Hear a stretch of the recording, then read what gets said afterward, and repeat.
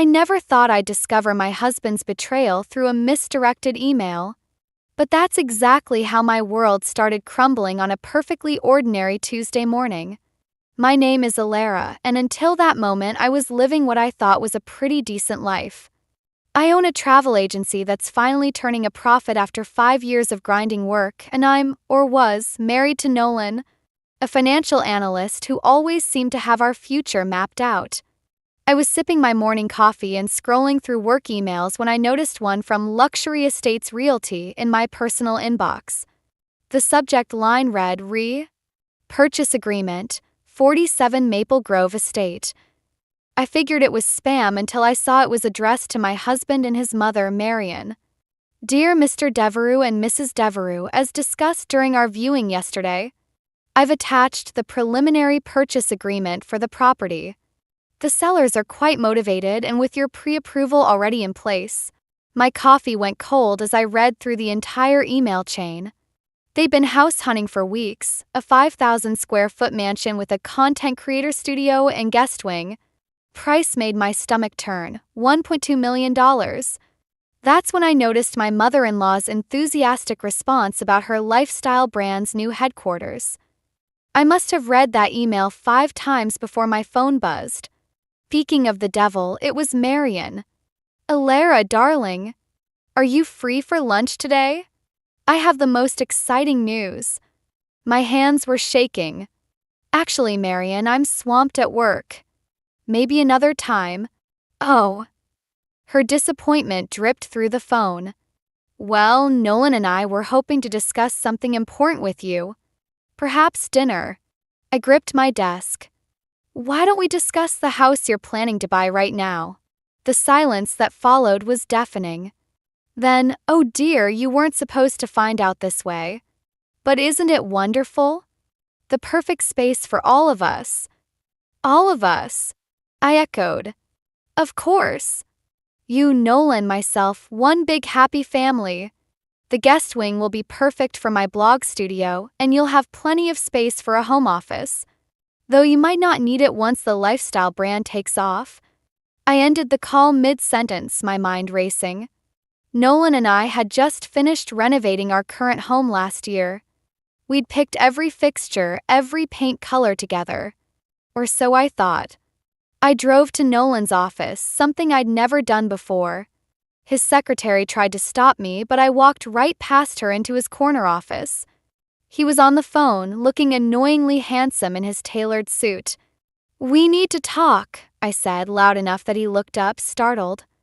I'll call you back, he told his caller, then smiled at me like nothing was wrong. This is a surprise. Everything okay? I pulled up the email on my phone and held it out. You tell me. His face fell as he scanned the screen. Mom wasn't supposed to include your email. That's what you're worried about? The email address. I laughed, but it came out hollow. Not the fact that you're buying a house behind my back. It's not behind your back, he said, using his reasonable voice, the one that always made me feel like I was being irrational. Mom needs more space for her blog, and this is a great investment opportunity. I was going to tell you once everything was finalized. Once everything was finalized? I repeated. So after you committed us to $1 million mortgage?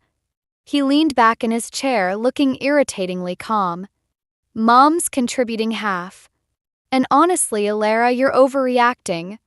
This is a good thing for all of us. That's when I noticed the framed photo on his desk, not of us, but of him and Marion at some charity gala. It had replaced our wedding photo.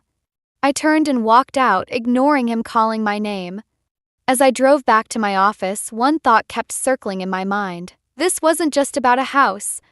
This was about control, and I was losing it, losing everything, one carefully orchestrated step at a time. Took exactly 3 days after signing the papers for our new house before Marion showed up with 4 suitcases and a ring light. Just until my wing is renovated, she said, wheeling her designer luggage across our threshold like she was checking into a 5-star hotel. I stood in my kitchen, our kitchen now, watching her direct the movers with her essential equipment for her lifestyle blog. 3 light boxes, 2 tripods, and what looked like enough camera gear to film a Hollywood movie made their way into our living room. "Darling," Marian called out, "could you help me set up my temporary studio in the dining room? The lighting is simply divine in there."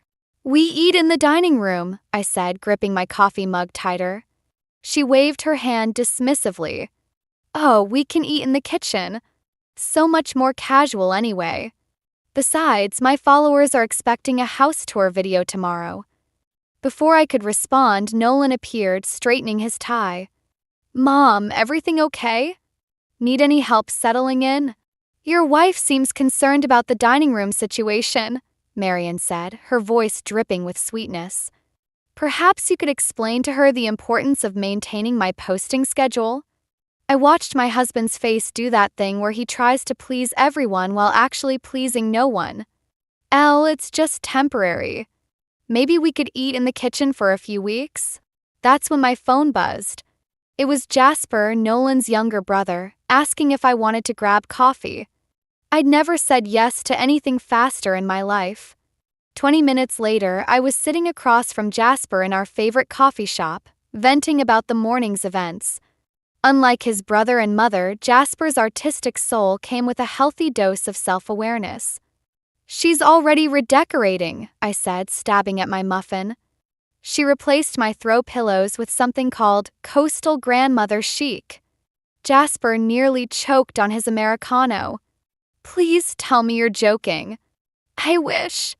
She's already filmed 3 TikToks about transforming a basic space into a content creator's dream.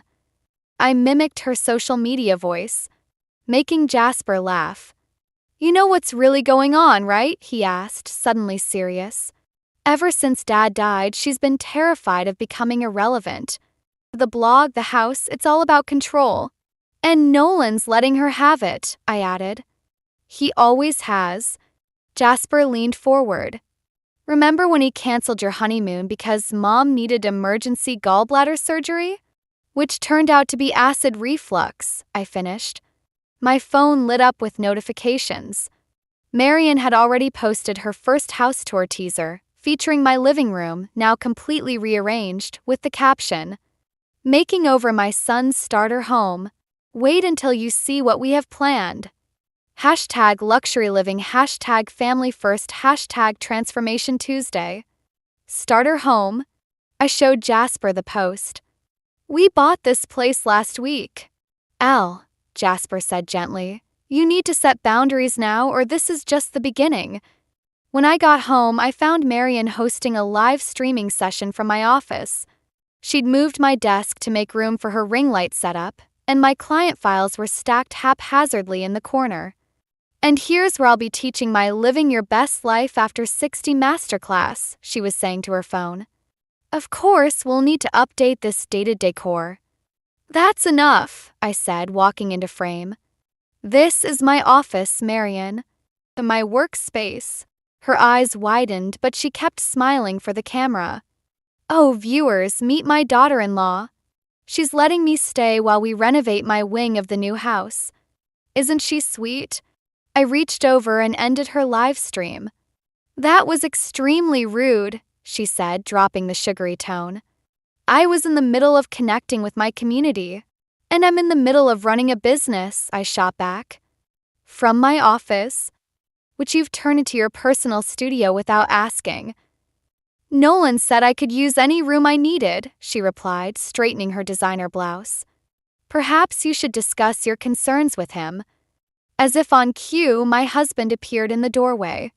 "Everything okay?" "Mom, your followers are asking what happened to the live stream." I looked between them, my husband and his mother united in their complete dismissal of my feelings, and made a decision. "You know what? You're right. We should discuss this. All of us. Tonight." But as I walked away, I heard Marian's voice. "Don't worry, sweetheart. She'll adjust. They always do." "We'll see about that," I thought, pulling out my phone to text Jasper. I was done adjusting. I found the contract in Nolan's home office printer tray. He must have forgotten to collect it after printing, a rookie mistake for someone usually so careful about covering his tracks. The title read Reality Content Series Agreement, The Devereux Dynasty. My hands trembled as I scanned the document. Marian wasn't just planning to use our new house for her blog. She was turning our entire life into a reality show. 12 episodes already greenlit by a streaming service, featuring the glamorous transformation of a multi-generational family living their best life. The worst part? Nolan had signed it, not just as a participant but as an executive producer. I was still staring at the contract when Marian's voice floated up from downstairs. "Darling, could you come down? We're about to start filming the family dinner segment." Family dinner segment. The words made my stomach turn. I hadn't even known we were being filmed. Downstairs, our kitchen had been transformed into a set. Professional lighting equipment cast an artificial glow over our dining table, which was perfectly staged with food that definitely hadn't come from my kitchen. Marian stood directing 2 cameramen while Nolan adjusted his tie in a ring light. "There you are." Marian beamed. "Quick, change into something more camera-friendly." I laid out a lovely blouse on your bed. "You went into our bedroom?" I asked, but she was already turning to the camera crew. "Let's get a test shot of the family gathering for dinner. Nolan, sit at the head of the table. Alara, you'll be on his right, once you change, of course." "No," I said quietly. Marian paused mid-direction. "I'm sorry." I said no. I held up the contract. "I found this. Were you ever going to tell me about the show or just ambush me with cameras until I gave in?" Nolan stepped forward, hands raised placatingly. Let me explain. It's an amazing opportunity." "To what? Exploit our life for views?" I turned to Marian. "Is that why you really moved in? To set this up?" "Don't be dramatic," Marian said, but her eyes darted to the cameras. "This is about family. Building something together. Making memories. Making money," I corrected her. I saw the contract terms. 6 figures per episode plus merchandising rights. "Which we'd share," Nolan interjected. "Think about it, Elle. We could retire early, travel the world, while living our life on camera. Having every private moment edited for maximum drama." I laughed bitterly. "Is that why you've been so agreeable to everything she wants? Because you're producing the show?" Camera crew exchanged uncomfortable glances. Marian stepped closer, lowering her voice. "Sweetheart, you're making a scene. Let's discuss this privately." "Why? Isn't drama good for ratings?" I pulled out my phone and started recording. "How's this for content? Woman discovers husband and mother-in-law plan to turn her life into a reality show without her consent. Great storyline, right?" "Turn that off," Marian hissed, her camera-ready smile cracking. "Why? Isn't this what you wanted? Raw, authentic family moments." "Alara," Nolan warned, "you're embarrassing yourself." "No, I'm finally seeing clearly." I turned to the crew. "Show's over. Pack up your equipment and leave, or I'm calling the police to report trespassing." "You can't do that," Marian said. "We have a contract." "Which I never signed." I held up my phone, still recording. "And I never will. So unless you want your followers to see the real you, Marian, I suggest you and your crew leave. Now." Camera crew, reading the room, started packing up. Marian watched them, her perfectly curated facade crumbling. "You're ruining everything," she whispered, and for a moment I saw real fear in her eyes. This was my last chance to matter. "Mom," Nolan started, but she was already rushing upstairs, leaving him torn between following her and dealing with me. I made the choice easy for him. "Go. You always do." After everyone left, I sat alone in our overlit kitchen, surrounded by cold, staged food. My phone buzzed, a text from Jasper. Saw Mom's meltdown post about betrayal and ungrateful family members. "You okay?" I looked around at my life, now literally staged for someone else's story, and replied, "No." But I will be. Because this wasn't just about a reality show anymore.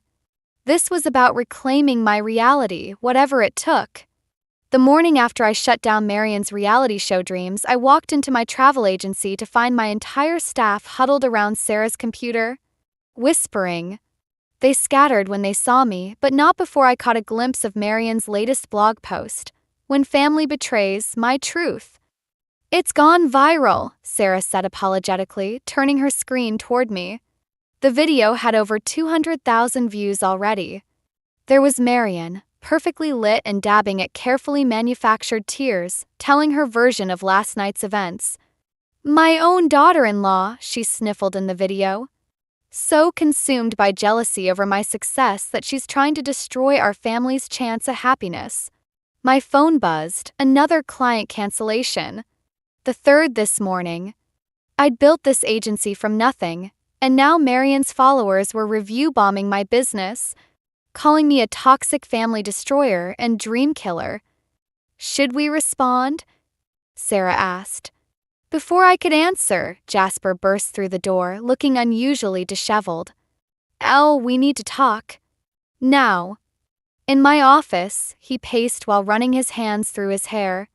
"Have you checked your email? The one from the network?" I hadn't. Opening my inbox, I found it, a cease and desist letter threatening legal action for interference with contracted production. Attached was a document with my signature. "I never signed this," I said, but my blood ran cold as I studied the signature. It was good. Really good. "Nolan," Jasper said quietly. "He's forged documents before. Remember Dad's investment paperwork?" I did. It had been brushed off as a misunderstanding, just like everything else in this family. "There's more," Jasper continued, pulling out his phone. "Mom's announcing a special live stream tonight. She's calling it The Truth About Alara, a mother's heartbroken." My hands started shaking. "She's going to destroy me." "No," Jasper said firmly. "She's trying to force you to play along." Classic Marion. Create enough public pressure that you'll cave. A notification popped up on my computer, another cancellation email. 6 years of building my reputation gone in a morning because of one woman's social media vendetta. "I need to talk to Nolan," I said, standing up. "Elle, wait!" Jasper reached for my arm, but I was already moving. I found my husband in his office, looking annoyingly unruffled despite everything. "We need to discuss the forged signature," I said, dropping the letter on his desk. "It's not forged," he replied smoothly. "You signed it last week during the house closing. Remember? There were a lot of documents that day." Casual gaslighting made my head spin. "You really expect me to believe that?" "What I believe," he said, leaning back, "is that you're having an emotional reaction to change. Mom's success threatens you. I get it. But fighting this will only hurt you more. Like the mysterious client cancellations? The review bombing? Is that what you mean by hurt?" Something flickered across his face, not guilt but satisfaction. "Business is business, Elle. Sometimes we have to make tough choices." That's when I noticed the photos on his desk had changed again. Now they were all of him and Marion at various events, perfectly staged for their upcoming show. I wasn't in a single one. "You know what's funny?" I said, surprisingly calm. "I actually thought this was about your mother's fear of irrelevance. But it's not, is it? This is about control. It always has been."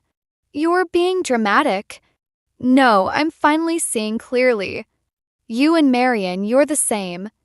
Everything has to fit your narrative, even if you have to destroy people to make it work."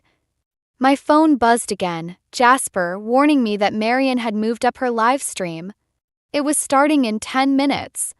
"Last chance, Elle," Nolan said, his voice soft but threatening. "Be part of the family, or..." I looked at this man I'd married, really looked at him, and saw him clearly for the first time. "You know what? I choose, or..." Walking out of his office, I called Jasper. Remember that dirt you have on Marian from when you managed her social accounts? The fake follower purchases? The staged charity photos? All of it. How fast can you get it to me? Al, he hesitated. This will blow up everything. I watched another cancellation email pop up on my phone. Good. It's about time something real did. 2 pink lines appeared on the pregnancy test, and my first thought wasn't joy, it was dread. I sat on the bathroom floor, staring at the positive result while Marian's latest viral video played on my phone, her voice dripping with fake concern. Sometimes those closest to us harbor the deepest resentments. The irony wasn't lost on me. Here I was, preparing to expose her social media empire as a fraud, and life threw this curveball. A baby. Nolan's baby. Our baby. My phone buzzed, Jasper calling. I let it go to voicemail. He'd been ready to leak everything about Marian's fake followers and staged charity events, but now? A knock on the bathroom door made me jump. Nolan's voice. You've been in there a while. Everything okay?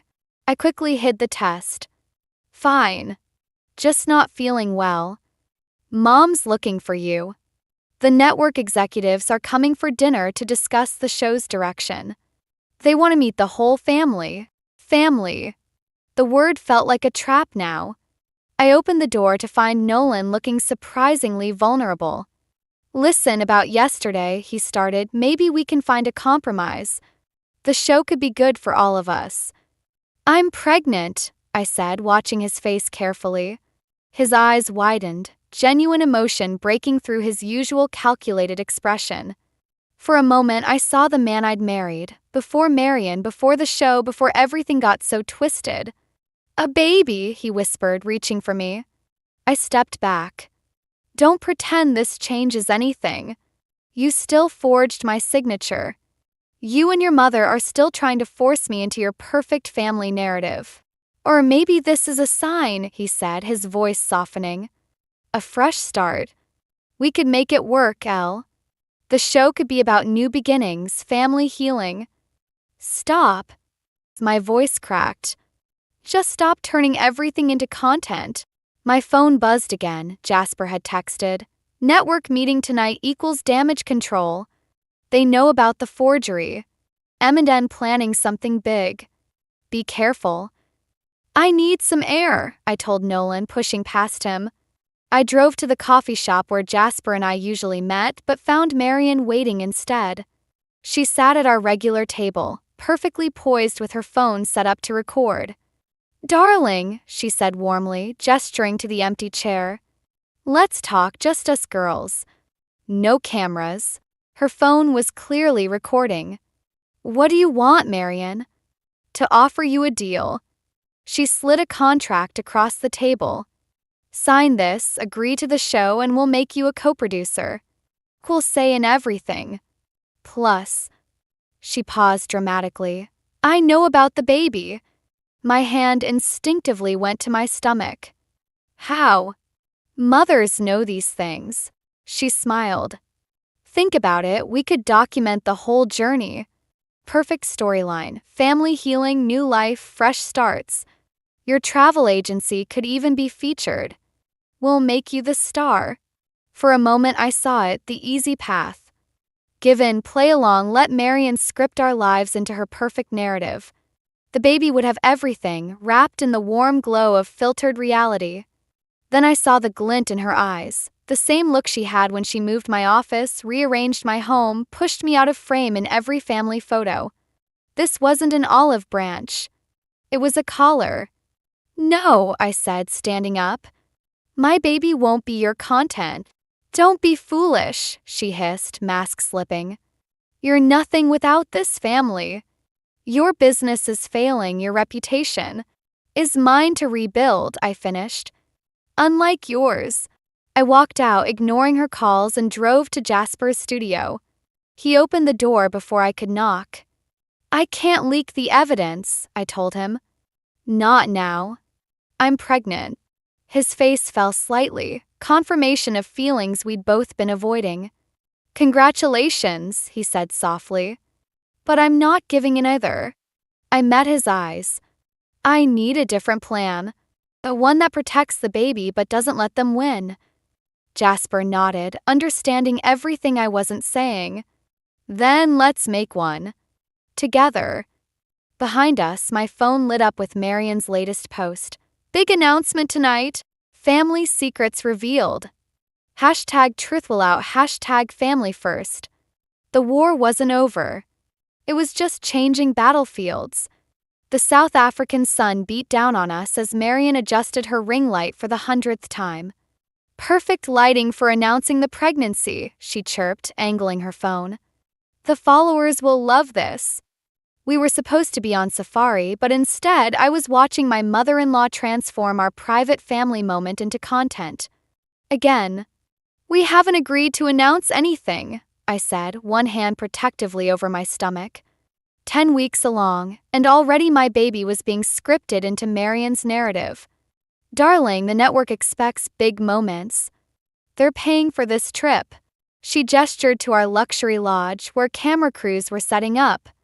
Besides, Nolan already told them. My head snapped up. He what? It's perfect timing, she continued, tapping on her phone. We'll film the announcement at sunset by the watering hole. Very symbolic, new life, circle of life.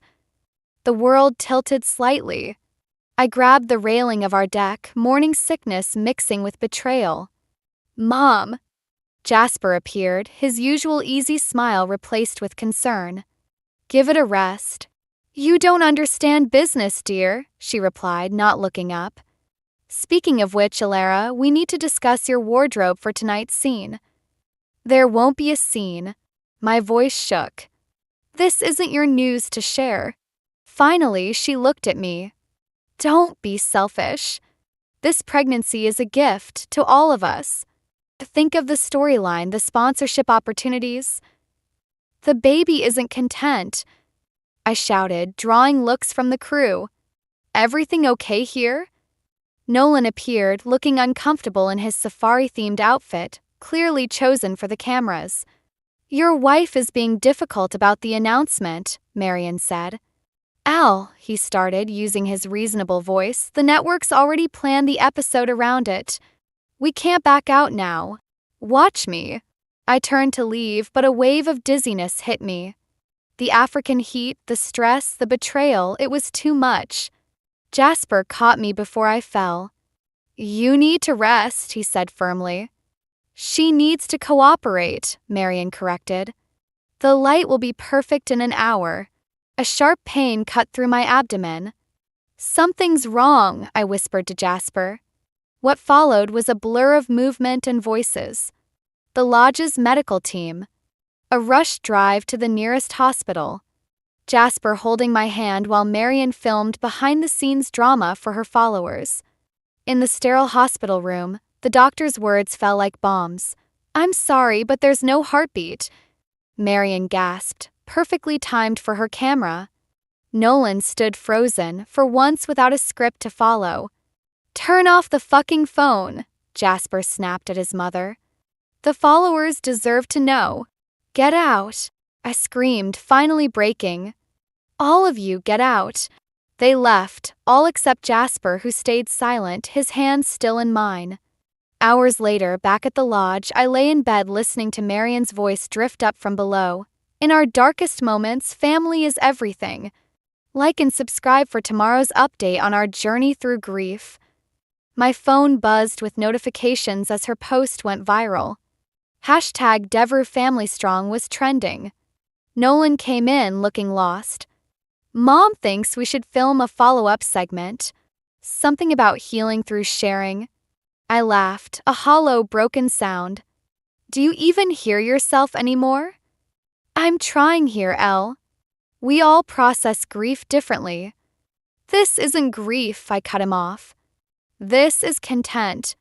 Everything is content to you people. Our house, our marriage, our baby.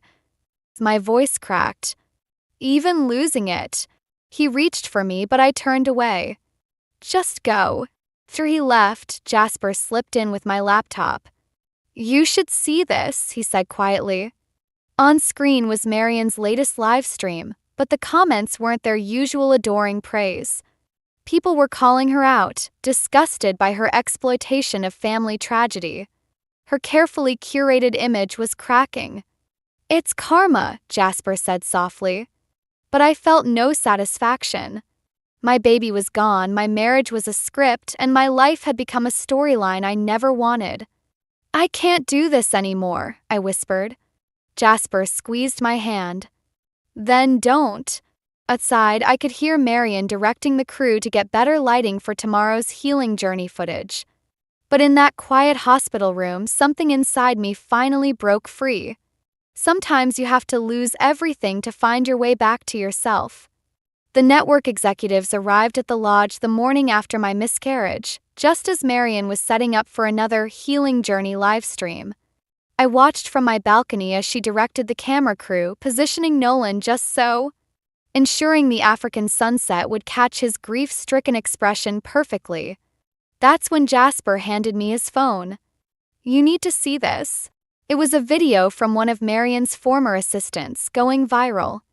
Behind-the-scenes footage of Marian coaching crisis actors for her spontaneous charity moments, staging random acts of kindness, and coordinating fake followers. But worse, much worse, was the clip of her planning how to use my pregnancy and now my loss for maximum engagement. "The miscarriage is tragic," Marian's voice said in the video, "but think of the storyline potential. We'll milk this for months." Something inside me snapped. I walked downstairs, still in my hospital gown, just as Marian was beginning her live broadcast to her millions of followers. "Family is everything," she was saying, tears perfectly positioned to catch the light. "In our darkest moments." "Turn it off," I said quietly. "We're live, darling," she hissed through her camera smile. "Come, sit with us. Share your journey. Your assistant's video is trending," I said louder, watching her face freeze. "The one about your fake charity work. Your crisis actors. Your plans for my miscarriage." The network executive shifted uncomfortably. Nolan stepped forward. "Elle, maybe we should discuss this privately." "Why?" I turned to the still rolling cameras. "Isn't this what you wanted? Raw, real family drama?" "Elara," Marian's voice held a warning, but I was done being warned. "You want content? Here's your content." I faced the camera directly. My mother-in-law planned to monetize my miscarriage. She's been orchestrating every moment of our lives for views. The house, the show, everything, it's all fake. "Security," Marian called, but Jasper had positioned himself by the door. "Let her speak," he said quietly. "You know what's real?" My voice cracked. "The baby I lost. The marriage I lost. The life I lost trying to fit into your perfect filtered world." Marian lunged for her phone, but I was faster. I grabbed it and scrolled through her drafts folder. Look, pre-written posts about my brave recovery, sponsored content deals with therapy apps. "You are going to turn my grief into a fucking product launch. The network owns this footage," she sputtered. "You can't." Actually, one of the executives stepped forward. "Given these allegations, we're terminating the contract." Nolan finally spoke up. "Mom, tell me you didn't really plan to exploit Elle's miscarriage." Marian's mask cracked. "Everything I did for this family. For our brand. Without me, what are any of you?" "People," I said softly. "We're just people." I turned to Nolan, really looking at my husband for the first time in months. "But you knew, didn't you? About all of it?" His silence was answer enough. "Elara," Jasper stepped closer, but I shook my head. "I'm done," I said, addressing everyone. "With the show, the marriage, all of it. You can keep your perfect online family. I choose reality." "You'll regret this," Marian called after me as I walked away. "You're nothing without us." I turned back one last time. "No, Marian. I'm everything without you. And that's what really terrifies you, isn't it? Later, as Jasper helped me pack my bags, we could hear Marian's empire crumbling, her phone buzzing with unfollows, sponsors pulling out, the network lawyers arriving with paperwork. "What now?" Jasper asked softly. I looked at him, really looked at him, and saw what had been there all along. Understanding. Real connection. Everything my marriage had lacked. "Now," I said, "I start living unfiltered." But as we left the lodge, I caught a glimpse of my reflection in the window, tired, raw, real. For the first time in years, I recognized myself. Sometimes you have to lose everything to find what was missing all along: truth. 6 months after South Africa, I stood in my empty house, our house, watching the real estate agent post the sold sign. No ring lights, no cameras, no carefully curated moments. Just reality, unfiltered and raw. My phone buzzed with a news alert. Lifestyle influencer Marian Devereux returns to Roots, reopens local salon. The article showed her behind a styling chair, looking smaller somehow, more human. Her follower count had dropped from millions to thousands, but the smile in the photo seemed genuine for the first time in years. Nolan had left for Tanzania 2 months ago, joining a financial literacy program for rural communities. His last email said he was learning to live without an audience. I hoped for his sake it was true. The divorce papers arrived yesterday, already signed. No contest, no drama, no content. I walked through the empty rooms one last time, remembering how this house had become both battlefield and stage.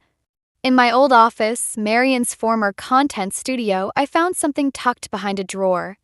A sealed envelope with my name in Jasper's distinctive scrawl. My hand shook as I opened it. "El. By the time you read this, I'll be in Barcelona. There's a gallery interested in my work, real work, not the filtered versions your mother-in-law tried to stage. I wanted to stay. God knows I wanted to tell you everything I've felt these past years. But you need to find your path without another Devereux man trying to shape it. You're the strongest person I know, Elle. Not because you survived their perfect narrative, but because you dared to write your own. Find your own path. And know you're never alone. G." I pressed the letter to my chest, letting out a breath I'd been holding for years. Outside, a moving truck pulled up, new owners ready to create their own story in these walls. My travel agency was thriving again, ironically boosted by the publicity from Marian's downfall. But I'd changed how we operated. No more luxury influencer trips or staged content. Just real experiences, real connections, real life. As I walked to my car, my phone buzzed with a text from Sarah at the office. Client asking about South African safari tours. Too soon. I smiled, remembering the sunset over the watering hole, not through a camera lens but with my own eyes. "Book it," I replied. "But tell them to leave their phones behind."